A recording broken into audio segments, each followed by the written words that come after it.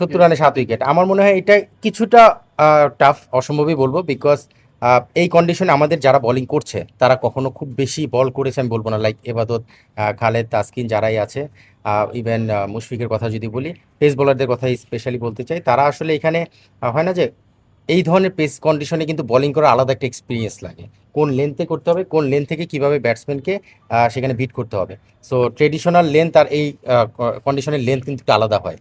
So সেই জায়গাটা অ্যাডজাস্টমেন্টটাও জরুরি। সো সেই জায়গা থেকে 70 রানে 7 উইকেট, অস্ট্রেলিয়ার যে ব্যাটিং লাইন আপ, সেই ব্যাটিং লাইন আপের এগেনস্টে আমার মনে হয় যে অস্ট্রেলিয়াকে আউট করে 70 রানে আউট করা খুবই কঠিন, বাট ক্রিকেটে অসম্ভব কিছু নেই।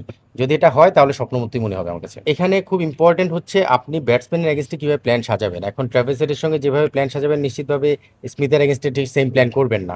সো এটা ডিপেন্ড করে আমার স্ট্রেংথ অ্যাজ এ বলার, আমার কি স্ট্রেংথ রয়েছে, আমার স্ট্রেংথের কোন বলার ব্যাটসম্যান এগেনস্টে আমি আমার স্ট্রেংথটাকে ইউজ করতে চাই।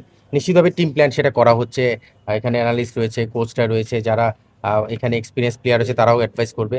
সো ট্র্যাভিস হেডের এগেনস্টে অ্যাটাকিং না, তাকে কীভাবে আটকানো যায়, তার উইকনেসটা কোথায়, সেখানে যদি আমরা আমাদের ডেলিভারিগুলো করতে পারি, হয়তো সে কুইক রান করে দিবে, কিন্তু ওই রানটা বড় করতে পারে না যেন, সেটা ইনশিওর করতে হবে।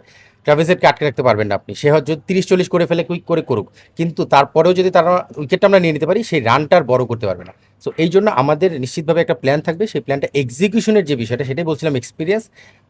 স্পিন পর্যন্ত যাওয়ার আগেই যে পেস বলে রানটা করে ফেলবে, সেই পেস বোলিংয়ের আমার মনে হয় যে যারা রয়েছে, তাসকিন সেখানে লিড করবে এক্সপিরিয়েন্সের জায়গা থেকে। সো লেটস সি, আসলে হোপ ফর দ্য বেস্ট।